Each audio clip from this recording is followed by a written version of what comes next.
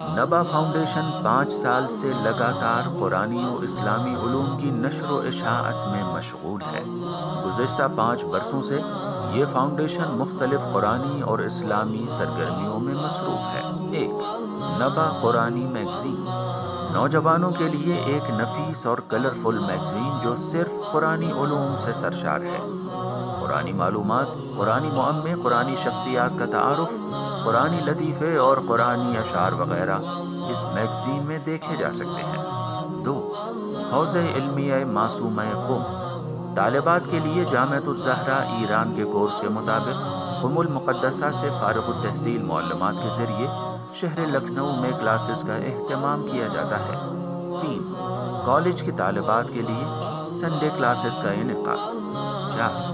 On line دینی classes, مختصر مدت آن لائن کلاسز کا 3 ماہی پیکج جس میں قرآن مع تجوید، احکام، اخلاق اور تاریخ و عقائد جیسے موضوعات پر کلاسز رکھی جاتی ہیں۔ 5. سمر کلاسز، کالج اور یونیورسٹی کی طالبات کے لیے مختلف جگہوں پر 15 روزہ دینی کلاسز کا اہتمام جس میں علوم قرآن، عقائد، تاریخ اور روزمرہ کے مسائل وغیرہ کے کلاسز منعقد ہوتے ہیں۔ آپ بھی اس تعلیمی قافلے میں شریک ہو کر ادارے کا ساتھ دے سکتے ہیں۔ Naba foundation, Karbala Sarfaraz Ganj, Lucknow. Assalamualaikum everyone. My name is Fania Zera. I'm a student of Naba Foundation. Naba Foundation is a foundation full of deen and Islam. Their teachers are too good, too polite. They explain every single topic in such a way that there are no queries left. I'm so happy to read in Naba Foundation. I'm so happy. Thank you. Khuda Hafiz. Bye. اعوذ باللہ من الشیطان اللعین الرجیم، بسم اللہ الرحمن الرحیم، اللہم صلی علی محمد وعلی محمد وعجل فرجہم۔ ناظرین اکرام، السلام علیکم ورحمۃ اللہ وبرکاتہ۔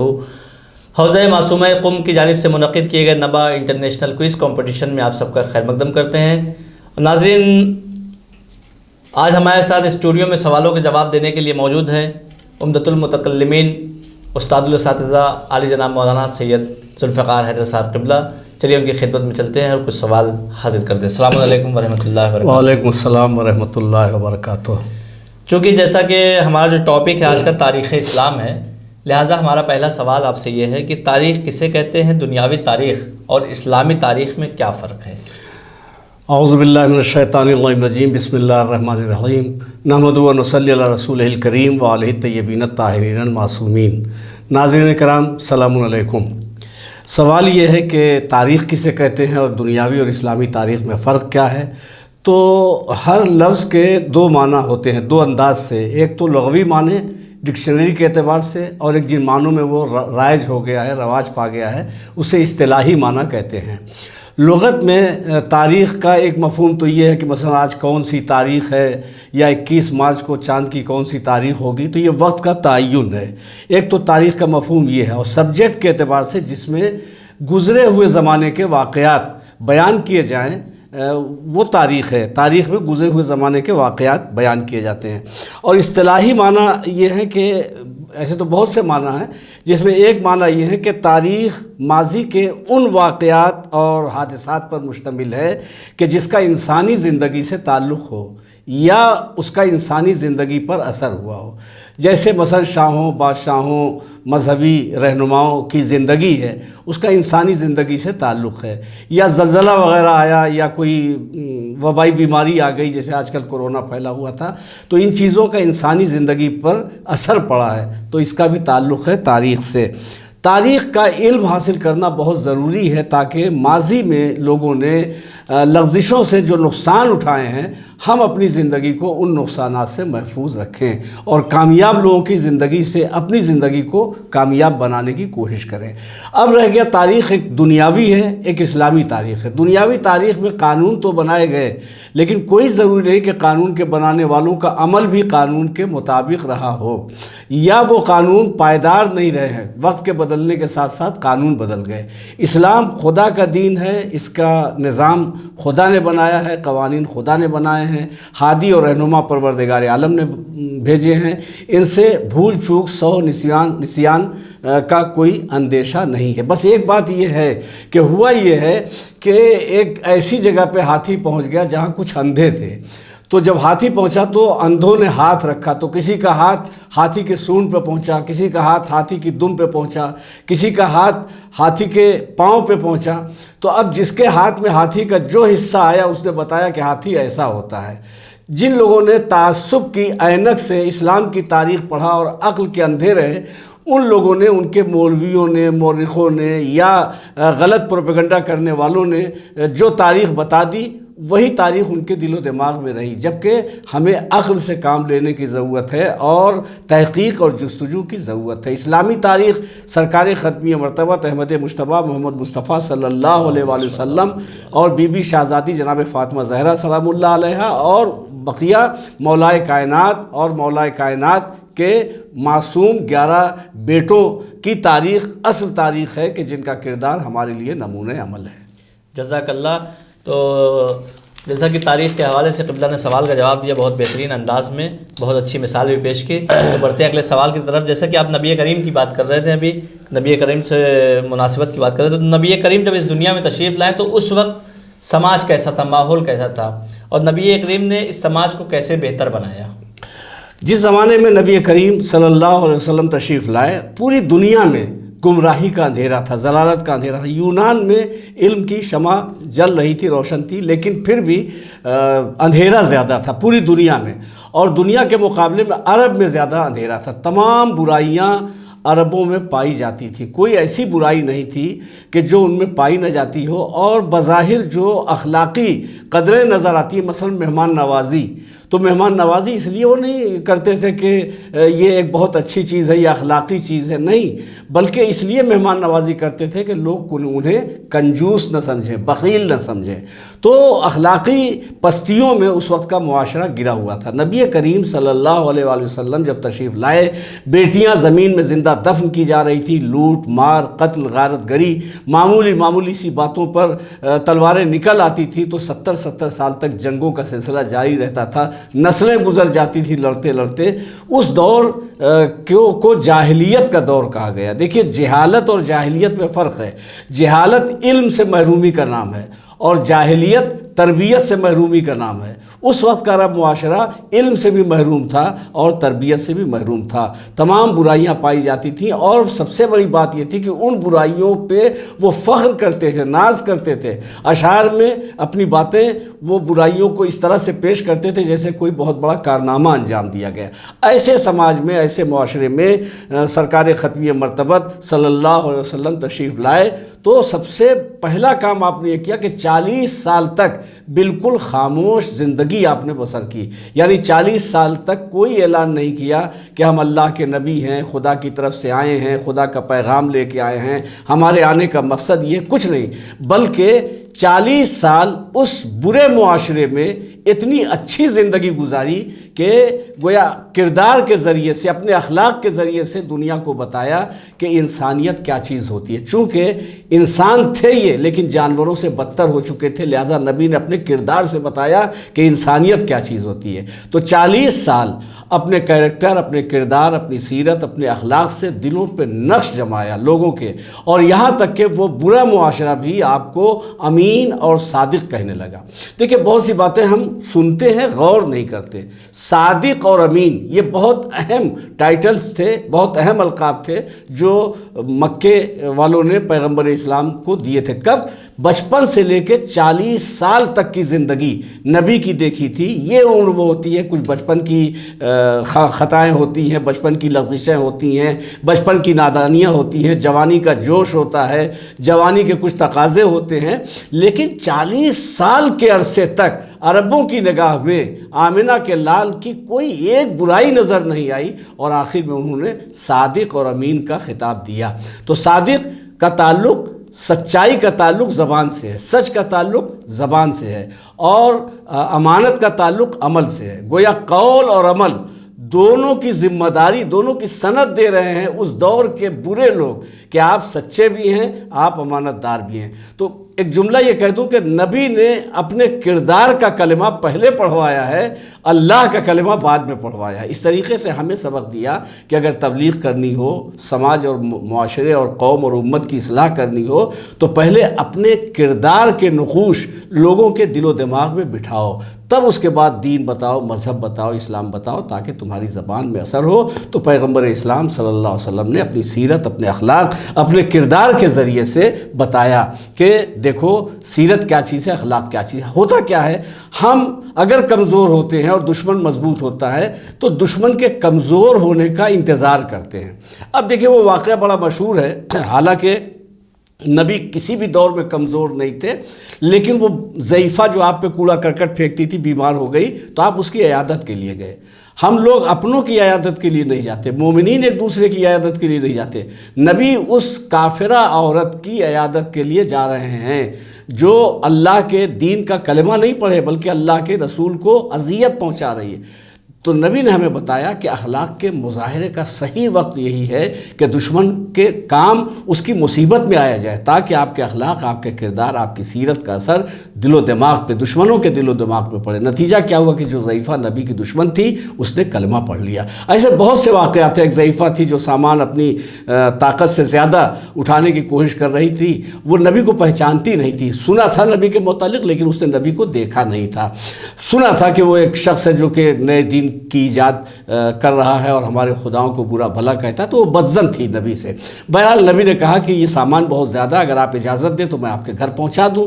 وہ سمجھی کوئی مزدور ہے، تو کہا دیکھو مزدوری کی لالچ میں اگر آئے ہو تو میرے پاس اب پیسے نہیں بچے کہ میں تمہیں مزدوری دے سکوں۔ کہا نہیں یہ سامان زیادہ ہے، آپ کے لیے دشواری اور مصیبت کا سبب ہے۔ دیکھیں ایک دوسرے کے کام کیسے آنا چاہیے، خالی جھومنا نہیں ہے ائمہ کی سیرت یا چاردہ معصومین کی سیرت پڑھ کے، کردار سے سبق حاصل کرنا ہے کہ کوئی مصیبت میں، ہم مولوی ہیں تو اپنا بیگ دوسرے کے حوالے دینے کی کوشش کرتے ہیں، اپنی اٹیچی دوسرے کے حوالے دینے کی کوشش کرتے ہیں۔ نبی دوسرے کا سامان اٹھا رہے ہیں، ہم تو دوسرا کا سامان اگر اٹھانا ہو تو اپنی توہین محسوس کریں گے۔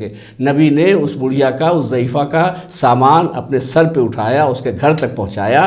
تو ضعیفہ نے کہا کہ مجھے معلوم نہیں کہ آپ کون ہیں اور میرے پاس آپ کے احسان کا بدلہ چکانے کے لیے پیسے نہیں ہیں، لیکن ایک اچھی نصیحت دولت سے زیادہ قیمتی ہوتی ہے، لہٰذا میں چاہتی ہوں کہ ایک آپ کو بہت قیمتی نصیحت کروں۔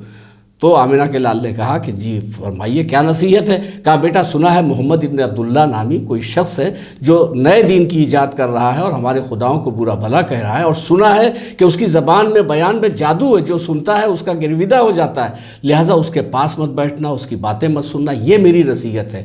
تو اللہ کے نبی نے مسکرا کے کہا کہ بی بی آپ کی نصیحت پہ میں عمل تو ضرور کرتا لیکن میرے لیے ممکن نہیں ہے۔ کہا کیوں؟ کہا جس محمد ابن عبداللہ کے پاس بیٹھنے سے آپ منع کر رہی ہیں وہ محمد ابن عبداللہ میں ہی ہوں۔ بس یہ سنا کہ بڑھیا کے دل پہ اس کا اثر ہوا اور اس کے بعد کلمہ پڑھ لیا۔ کہا اپنا دین مجھے بتائیے۔ سننے میں اور دیکھنے میں بڑا فرق ہوتا ہے۔ ہماری مجلسوں کے خلاف بھی یہی پروپیگنڈا ہو رہا ہے کہ مجلسوں میں نہ جاؤ، جادو ہوتا ہے، بیان میں اثر ہوتا ہے، لوگ گمراہ ہوتے ہیں وغیرہ وغیرہ۔ ہم کہتے ہیں پروپیگنڈے پر نہ جائیے، سننے پر نہ جائیے، عملی طور پر آئیے، مجلسوں میں تشریف لائیے، فرش عزا پہ آئیے، واقعی دیکھیے مجلسوں میں کیا بیان کیا جاتا ہے۔ تو نبی کریم صلی اللہ علیہ وسلم کے قریب جو لوگ آئے ان میں سے اکثریت وہ تھی کہ جنہوں نے نبی کے دین کو قبول کر لیا۔ سب سے بڑا نبی کا کارنامہ جو تھا وہ فتح مکہ کے موقع پر تھا، یعنی جب کمزوری کا دور بظاہر اسلام کے تھا، مثلا پہلی جنگ بدر جو ہوئی ہے وہ موقع ایسا تھا کہ نبی صلح کر لیتے لیکن صلح نہیں کی۔ اس کے بعد اور بہت سے مواقع، احد میں سب لوگ رسول کو چھوڑ کے چلے گئے، وہ موقع تھا صلح کرنے کا، نبی نے صلح نہیں کی۔ صلح کب کی؟ حدیبیہ کی، جب اسلام طاقتور ہو چکا تھا۔ اب صلح حدیبیہ کی مخالفت جب مشرکین مکہ کی طرف سے ہوئی تو فتح مکہ کا مرحلہ پیش آیا۔ مکہ فتح ہو گیا تو یہ مکے والے وہ ہیں کہ جنہوں نے نبی کو بے شمار ظلم و ستم کا نشانہ بنایا تھا، پریشان کیا تھا۔ جناب ابو طالب، جناب خدیجہ کا انتقال ان مصیبتوں کے سبب سے ہوا جو شیب ابو طالب میں گویا اذیتوں کا سامنا کرنا پڑا تھا، اور اس کے بعد خود نبی کو اپنا وطن چھوڑنا پڑا تھا۔ اور پھر جب مکہ چھوڑ کے مدینے چلے گئے تب بھی یہ مکے والے مدینے گئے اور وہاں جنگ کا سلسلہ شروع کیا، یہاں تک کہ بہرحال ہر جنگ میں مولا کائنات علی بن ابی طالب کی طاقت اور قوت اور ہمت کام آئی اور اسلام کے سر پہ فتح کا سہرا رہا، لیکن اس کے باوجود آپ دیکھیں کہ جناب حمزہ شہید ہوئے، کیسے کیسے نبی کے اعزا اقربا شہید ہو گئے، مسلمانوں کو کتنی پریشانیوں کا سامنا کرنا پڑا۔ تو بڑی اذیتیں مشرکین مکہ سے ملی تھیں، لیکن جب فتح مکہ ہوا تو ہر شخص یہ سمجھ رہا تھا کہ آج انتقام کا دن ہے، آج انتقام کا دن ہے۔ نبی کہہ رہے تھے نہیں نہیں، آج انتقام کا نہیں، آج رحمت کا دن ہے۔ اور آج تک دنیا حیرت زدہ ہے کہ جس عورت نے جناب حمزہ کا کلیجہ چبانا چاہا تھا، یا جس شخص نے جناب حمزہ کو نیزہ مارا تھا، ان سب کی جان بخش دی گئی۔ ابو سفیان جو تمام جنگوں کا ذمہ دار تھا، نبی نے کہا جو اس کے گھر میں پناہ لے لے گا اس کو بھی امان ہے، جو کسی مسلمان کے گھر میں پناہ لے لے گا اس کو بھی امان ہے، جو ہتھیار زمین پہ رکھ دے گا، ہتھیار لے کے سامنے نہیں آئے گا، اسے بھی پناہ ہے۔ تو لوگ یہ کہہ رہے ہیں کہ ابو سفیان کے گھر کو کیوں پناہ گاہ قرار دے دیا؟ اصل میں نبی جانتے تھے کہ جو جس مزاج کا ہوگا اسی مزاج کے آدمی کے گھر میں جائے گا، تاکہ لوگوں کو بعد میں پتہ چل سکے کہ پناہ لینے والوں میں کون کس مزاج کا تھا۔ تو نبی کریم صلی اللہ علیہ وسلم کا یہ وہ کریمانہ اخلاق تھا کہ جس کے سبب سے لوگوں نے اسلام کو قبول کیا۔ بے شک، جزاک اللہ۔ عجب مزاج تھا اس کا جہاں کو حیرت ہے، وہ شخص کانٹوں پہ چلتا تھا، پھول بانٹتا تھا۔ بڑے ہی مختصر وقت میں قبلہ نے بہت اچھے انداز میں سوال کا جواب دیا۔ تو ناظرین بڑھتے اپنے اگلے سوال کی طرف۔ قبلہ سے اگلا سوال ہے کہ رسول اکرام حضرت محمد مصطفیٰ صلی اللہ علیہ وسلم کی رسالت کے اہم مقاصد بیان فرمائیں۔ جی، پیغمبر اسلام صلی اللہ علیہ وآلہ وسلم کے مقاصد طے کرنے کا حق ہمیں نہیں حاصل ہے کہ نبی کس لیے آئے تھے۔ جس نے نبی بنا کر، رسول بنا کر پیغمبر اسلام صلی اللہ علیہ وسلم کو بھیجا تھا، اس خدا نے خود ہی قرآن مجید میں سورہ جمعہ میں پیغمبر اسلام صلی اللہ علیہ وسلم کے بعثت کے مقاصد بیان کر دیے۔ ارشاد ہوتا ہے بسم اللہ الرحمن الرحیم، هو الذی بعث فی الامیین رسولا منہم یتلو علیہم آیاتہ ویزکیہم ویعلمہم الکتاب والحکمہ۔ وہ وہی اللہ ہے جس نے امیین کے درمیان انہی میں سے ایک رسول بھیجا جو اللہ کے کتاب کی تلاوت کرتا ہے، نفوس کو پاک و پاکیزہ کرتا ہے، اور کتاب اور حکمت کی تعلیم دیتا ہے۔ تو پہلا مقصد رب کی آیتوں کی تلاوت کرنا ہے، دوسرا مقصد نفوس کو پاک اور پاکیزہ کرنا ہے، تیسرا مقصد کتاب اور حکمت کی تعلیم دینا۔ تعلیم کے دو شعبے ہیں، ایک کتاب اور ایک حکمت۔ تو کتاب کے ساتھ حکمت کی شرط رکھ کر اللہ نے یہ بتا دیا کہ تنہا کتاب کافی نہیں ہو سکتی۔ کتاب کیا ہے؟ جو قرآن مجید کی آیتیں ہیں وہ بیان کرنا، اس کی تعلیم دینا ہے۔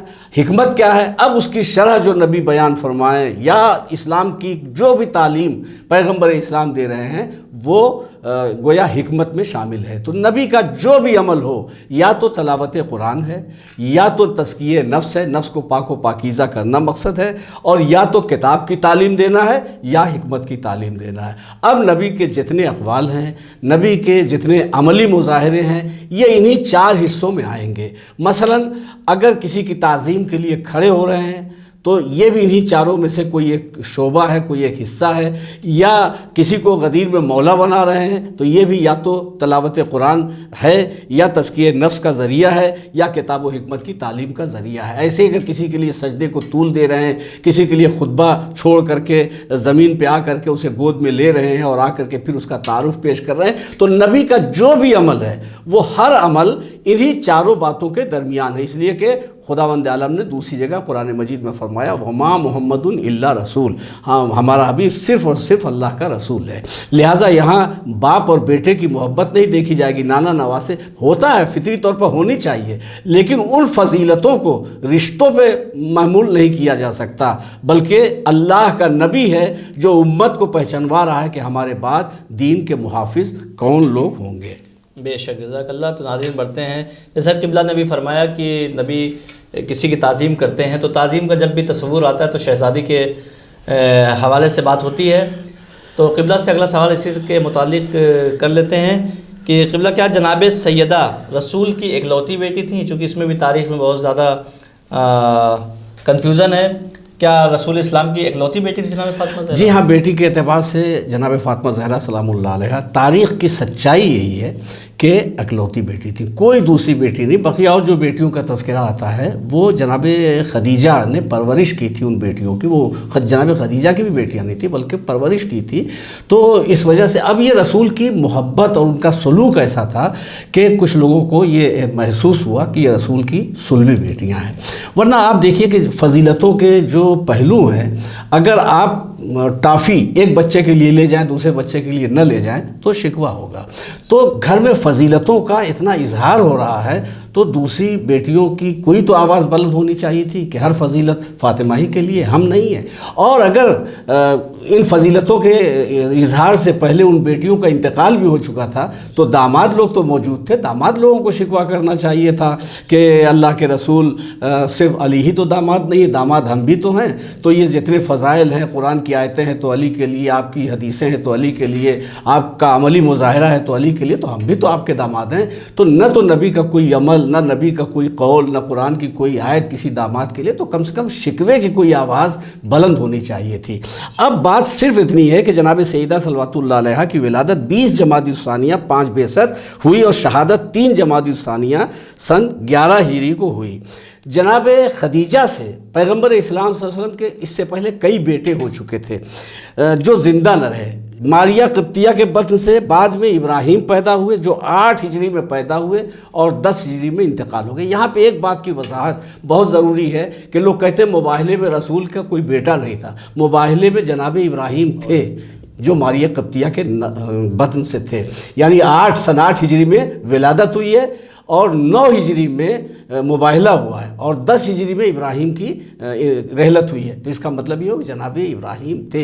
ذاکرین خطبہ وغیرہ بیان کر دیتے ہیں کہ رسول کا کوئی بیٹا نہیں تھا، تو یہ ابراہیم تھے. اب یہ رسول ہی جانے اور خدا جانے کہ سلوی بیٹا ہونے کے باوجود کیوں امام حسین امام حسن علیہ السلام کو بیٹوں کی جگہ پہ لے گئے. اس کی تشریح تو ان مسلمانوں کو کرنی چاہیے جو حسنین کو فرزند رسول تسلیم نہیں کرتے ہیں. تو بہرحال تو جناب سیدہ صلوات اللہ علیہا کی تنہا جناب سیدہ صلوات اللہ علیہا بیٹی تھیں. اور بقیہ ہم نے کہا کہ اگر کوئی بیٹی ہوتی تو ان کا کوئی شکوہ ہوتا یا ان کی کوئی فضیلت تاریخ میں ہوتی یا دامادوں کا کوئی شکوہ ہوتا یا ان کی کوئی بات ہوتی. تو مکمل خاموشی تاریخ میں یہ بتاتی ہے کہ جناب سیدہ رسول کی اکلوتی بیٹی تھی. بے شک، جزاک اللہ. قبلہ اگلا سوال یہ کہ کیا جناب سیدہ کی پوری زندگی دنیا کی تمام عورتوں کے لیے نمونہ عمل ہے؟ جی دیکھیے، اصل میں کیا ہے کہ عورت اور مرد یہ 2 صنفیں اگر خدا کی نگاہ میں ضروری نہ ہوتی تو عورت کو عورت بنا کر اور مرد کو مرد بنا کر پروردگار عالم نہ بھیجتا. لہٰذا جو مرد عورت جیسا بننا چاہتے ہیں یا جو عورتیں مرد جیسا بننا چاہتی ہیں وہ گویا یہ ثابت کرنا چاہتی ہیں کہ ایک ہی صنف کافی تھی. بہرحال وہ ایک کا کافی کہنا اللہ اور رسول کے مزاج کے خلاف ہے. تو عورت کی اہمیت اپنی جگہ پہ ہے، مرد کی اہمیت اپنی جگہ پہ ہے. عورت کے فرائض اپنی جگہ پہ ہیں، مرد کے فرائض اپنی جگہ پہ ہیں. عورت ایک الگ صنف ہے، مرد ایک الگ صنف ہے. تو نبی کریم صلی اللہ علیہ وآلہ وسلم عورتوں کے لیے بھی رسول بنا کر بھیجے گئے اور مردوں کے لیے بھی رسول بنا کر بھیجے گئے.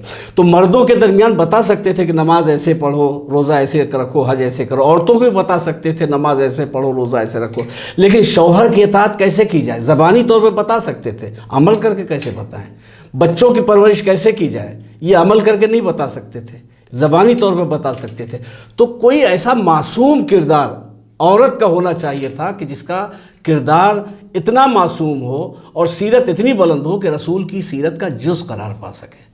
تو جناب سیدہ صلوات اللہ علیہا کو پروردگار عالم نے بیٹی کے روپ میں پیغمبر اسلام کو تحفے کے طور پر عطا فرمایا. اب عورتوں کی زندگی کے 3 رخ ہیں. پہلی منزل میں وہ بیٹی ہے، دوسری منزل میں وہ زوجہ ہے، تیسری منزل میں وہ ماں ہے. اب زوجہ کی حیثیت سے دیکھیں، بیٹی کی حیثیت سے دیکھیں، ماں کی جس رخ سے بھی دیکھیں جناب سیدہ کی زندگی مکمل نظر آتی ہے. 3 رخ عورتوں کی زندگی کے بنیادی رخ ہیں. تو اب بیٹی کے روپ میں آپ دیکھیے تو بیٹیاں رحمت ہیں، مگر جناب سیدہ رحمت للعالمین باپ کی بیٹی، یعنی جو رحمت للعالمین باپ ہے اس کے لیے رحمت ہے. اور اسی طریقے سے شوہر کے سکون کا ذریعہ بیوی کو ہونا چاہیے. اگر شوہر کے سکون کا ذریعہ نہ ہو تو پھر زندگی جہنم کا نمونہ بن جاتی ہے.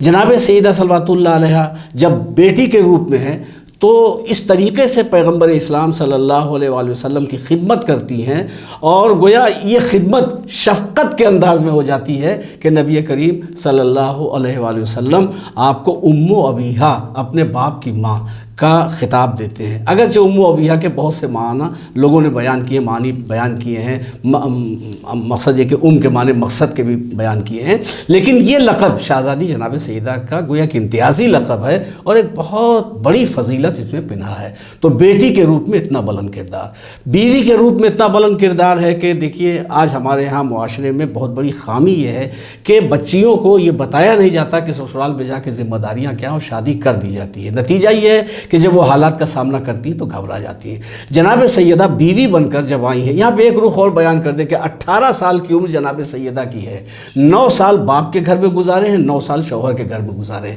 زندگی کا آدھا حصہ باپ کے گھر میں، آدھا حصہ شوہر کے گھر میں۔ اب شوہر ہی کے گھر میں بچوں کی پرورش بھی ہے، تو شوہر کے گھر میں زوجہ کی حیثیت اور ماں کی حیثیت ظاہر ہوئی، اور وہاں باپ کی خدمت کیسے کرنی چاہیے اور بیٹی باپ کے لیے کیا ہوتی ہے وہ مظاہرہ کیا۔ تو آپ دیکھیں کہ عام طور سے کچھ بیویاں ایسی ہوتی ہیں کہ جو شوہر سے فرمائش کر کے شوہر کا سکون چھین لیتی ہے، آمدنی کم، فرمائشیں زیادہ۔ جناب سیدہ پوری زندگی معمولی شخصیت نہیں جناب سیدہ کی، ملکۃ العرب جناب خدیجہ کی بیٹی ہیں، مگر آ کے گھر میں فاقے کر رہے ہیں، نہ کبھی کوئی شکوہ کیا نہ فرمائش کی، اور آخر میں مولا کائنات بالکل جب آخری حیات کا حصہ جناب سیدہ کا آتا ہے تو کہتے ہیں کہ فاطمہ میری خواہش ہے کہ تم کوئی فرمائش کرو۔ تو بیمار تھی اس لیے کہا انار کی خواہش ہے، تو چونکہ شوہر کی فرمائش تھی اس فرمائش پہ فرمائش کی، اور یہ فرمائش کا موقع اس لیے علی نے دیا کہ چونکہ شہزادی فاطمہ کی زندگی نمونۂ عمل ہے تمام عورتوں کے لیے، تو ایسا نہ ہو کہ بیویاں یہ نہ سمجھیں کہ فرمائش نہیں کی جا سکتی۔ یہ فرمائش کر کے بتایا کہ بیویوں کو فرمائش کرنا چاہیے، مگر شوہر کی استطاعت اور اس کی آمدنی کو نظر میں رکھ کر کے کہ گھر کا توازن بیلنس بگڑنے نہ پائے۔ اب ماں کے روپ میں اگر آپ دیکھیے تو اگرچہ ان کے بیٹے امام حسن امام حسین علیہ السلام امام ہیں اپنے اپنے وقت کے، اور امام خدا کی بارگاہ سے علم لے کے آتا ہے، لیکن گھر میں تختی لکھی جا رہی ہے، وہی جو سنتے ہیں رسول خدا صلی اللہ علیہ وسلم کی امام حسن علیہ السلام بچپن میں آ کے جناب سیدہ کو سناتے ہیں۔ تو جناب سیدہ نے ماں کے روپ میں ماؤں کو پیغام دیا کہ بچے جب مجلسوں میں جائیں، اسکول میں جائیں، مدرسے میں جائیں، کالج میں جائیں، واپس آئیں تو ماں کی ذمہ داری ہے کہ بچوں سے سنیں کہ وہاں کیا پڑھ کے آئے، کیا سن کے آئے، یا گھر میں پڑھائی لکھائی کا سسٹم رکھے جیسے حسن حسین علیہ السلام تختی لکھتے ہیں۔ تو اس طریقے سے ماں کے روپ میں جناب سیدہ نے تو بیٹی، بیوی اور ماں تینوں رخ سے شہزادی فاطمہ کا کردار مکمل ہے۔ بے شک جزاک اللہ۔ تو ناظرین بڑھتے ہیں اپنے آخری سوال کی طرف، لیکن اس سے پہلے آپ سے گزارش ہے کہ کچھ لوگوں کے میسج آ رہے ہیں کہ جب بھی ہم ویڈیو اپلوڈ کرتے ہیں یوٹیوب پہ تو ان کے پاس نوٹیفیکیشن نہیں پہنچتا ہے، میسج نہیں جاتا ہے۔ تو ناظرین آپ سے گزارش ہے جب آپ نے سبسکرائب کر لیا ہے، جن لوگوں نے، جن لوگوں نے نہیں کیا وہ سبسکرائب کر لیں، وہیں پہ بیل آئیکن ہوگی اور بیل آئیکن کو جو ہے پریس کر لیں تاکہ جب بھی ہم کوئی ویڈیو اپلوڈ کرتے ہیں اپنے کلاس کی یا نبا فاؤنڈیشن کی جانب سے کوئی بھی ویڈیو اپلوڈ ہوگی تو آپ کے پاس نوٹیفیکیشن پہنچ جائے گا۔ تو آپ سب سے گزارش ہے جن لوگوں نے چینل کو سبسکرائب نہیں کیا ہے وہ چینل کو سبسکرائب کر لیں اور بیل آئیکن کو پریس کر دیں۔ تو بڑھتے ہیں اپنے اگلے آخری سوال کی طرف، اور قبلہ سے آخری سوال یہ ہے کہ جناب فاطمہ زہرا سلام اللہ علیہ کی نگاہ میں حجاب کی کیا اہمیت ہے؟ دیکھیے چونکہ شہزادی فاطمہ کا کردار تمام عورتوں کے لیے نمونۂ عمل ہے، خصوصاً ان عورتوں کے لیے جنہوں نے اقرار کیا ہے کہ ہم مومنہ ہیں، تو بہرحال ان کی ذمہ داری ہے کہ جناب زینب کی سیرت اور ان کے مزاج کو پہچانیں، ورنہ حجاب اسلام کا اہم ترین مسئلہ ہے۔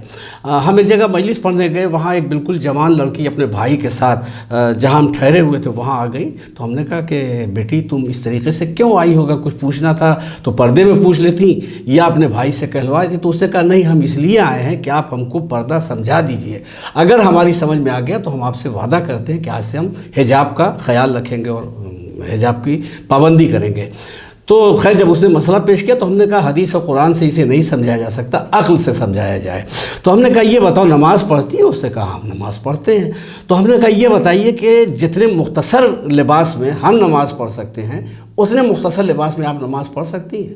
تو مردوں کا لباس نماز کے لیے اور ہے، لباس کی حد اور ہے، عورتوں کے لیے حد اور ہے، یہاں تک کہ اگر آپ کمرہ بند کر لیں، لاک کر لیں، کوئی سوراخ نہ ہو, کوئی کھڑکی نہ کھلی ہو, کوئی دروازہ نہ کھلا ہو, بند کمرے میں بھی اگر نماز پڑھنا چاہیں جہاں کوئی دیکھنے والا نہ ہو, وہاں بھی اس لباس کی پابندی آپ کو کرنی ہے.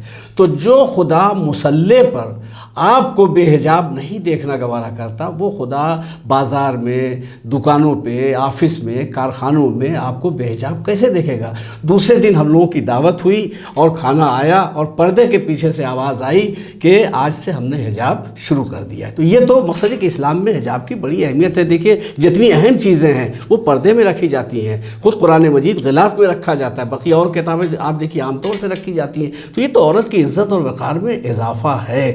یہ تو مطلب بے حجاب کے خلاف جو آوازیں بلند ہو رہی ہیں, یہ ایسے جیسے تمام چور مل کر کے یہ آواز بلند کریں کہ لوگ اپنے گھروں میں تالا کیوں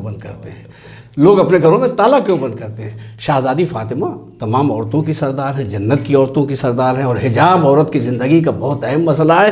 اس سلسلے میں بہت سے گویا مرحلے جناب سیدہ نے پیش کیے, ان کی زندگی میں بہت سے واقعات ہیں. میں صرف 2 واقعے کی طرف اشارہ کرنا چاہتا ہوں. ایک تو یہ کہ جناب سیدہ صلوات اللہ علیہا تک یہ مسئلہ آیا کہ نبی نے یہ پوچھا ہے کہ عورت کے لیے سب سے بہترین صفت کیا ہے, عورت کے لیے سب سے بہترین صفت کیا ہے؟ تو جناب سیدہ نے جواب دیا کہ عورت کی بہترین صفت یہ ہے کہ نہ تو بلا ضرورت وہ کسی نامحرم پہ نظر کرے اور نہ کوئی نامحرم اس کی طرف دیکھے. یہ بہترین صفت ہے. تو یہ تو زندگی میں خیال تھا ہر لمحہ. مثلا وہ کسی صحابی کے ساتھ آئے جو نابینا تھا, شہزادے نے پورا پردہ کر لیا اور تب باپ کو بلایا, اور رسول نے, ایسا نہیں تھا کہ رسول کو معلوم نہیں تھا, واقعہ تاریخ بن جائے, کہا بیٹی وہ تو نابینا تھا, کہا بابا میں تو نابینا نہیں تھی. تو مقصد یہ کہ ایسا نہیں ہے کہ عورتوں کو بھی اپنی نگاہ کو محفوظ رکھنا چاہیے.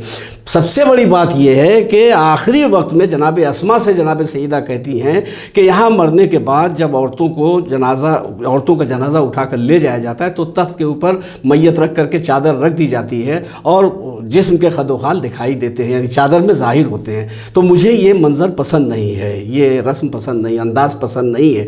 تو جناب اسما نے کہا کہ میں نے حبشہ میں ایک جو دستور دیکھا وہ بیان کرتی ہوں. تو وہ تابوت, جیسے آج کل تابوت بنتا ہے, تابوت بنایا کہ اس کے اندر میت رکھ کے اوپر سے جب چادر ڈالی جاتی ہے تو میت کا کوئی حصہ محسوس نہیں ہوتا. جناب سیدہ بہت خوش ہوئی. تو مقصد یہ کہ رحلت کے بعد تک پردے کا اتنا خیال جناب سیدہ کو تھا, لہٰذا شہزادی فاطمہ کو گویا جو اپنی سردار سمجھتی ہیں, ملکہ سمجھتی ہیں, اور جن شہزادی فاطمہ کی کنیزیں اپنے آپ کو سمجھتی ہیں, ان کی ذمہ داری ہے کہ حجاب کا خیال رکھیں. اگر ماں حجاب کرے گی اور ماں دیدار ہوگی تو شوہر کو بھی دیدار بنا سکتی ہے, بچوں کو بھی دیدار بنا سکتی ہے, معاشرے کو بھی دیدار بنا سکتی ہے. بے شک, جزاک اللہ, بہت بہت شکریہ قبلہ. تو ناظرین, آج کی گفتگو یہیں پہ تمام ہوتی ہے. انشاءاللہ پھر ملاقات ہوگی نیکسٹ ایپیسوڈ میں. تب تک کے لیے ہمیں اجازت دیجیے. السلام علیکم ورحمۃ اللہ وبرکاتہ. خدا حافظ, فی امان اللہ. بسم اللہ الرحمن الرحیم. محترم ناظرین, السلام علیکم ورحمۃ اللہ. نوا فاؤنڈیشن کی جانب سے بہترین دینی تعلیم کا سلسلہ معصوم قم face to face international online classes کے ذریعہ پوری دنیا میں جاری و ساری ہے. الحمدللہ بچے, بڑے, مرد و خواتین سب کے الگ الگ لیولز اور الگ الگ کورسز ہیں. چلڈرن کلاسز میں ایکسپرٹ ٹیچرز کے ذریعے اردو, عربک, احکام, ترجمہ قرآن, دینیات, تجوید, قرات قرآن, حفظ, اخلاق, دعا اور خطابت سکھائی جاتی ہے. بڑے لوگوں کے لیے کلاسز میں تجوید قرآن, نہج البلاغہ, حسن تلاوت, ترجمہ و تفسیر قرآن, احکام, عقائد, خطابت, دعا اور تاریخ جیسے اہم موضوعات کی تعلیم دی جاتی ہے. سارے سرٹیفکیٹ المصطفیٰ انٹرنیشنل یونیورسٹی کی جانب سے دیے جاتے ہیں.